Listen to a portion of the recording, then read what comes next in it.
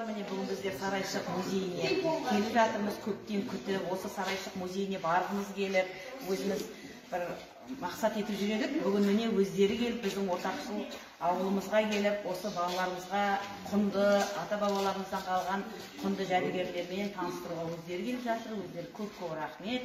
Балалар міне бүгін көп бұрын білмеген, көрмеген дүниелерменен, жаңа құнды заттарменен танысып жатырмыз.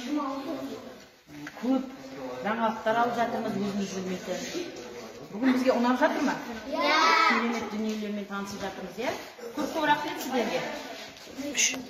Маған жебелердің ұштарын сосын қыш ыдыс, құбыр, сосын құмға құятын құмар, жерде тұрған үлкен құмыралар ұнады, сосын торсық ұнады.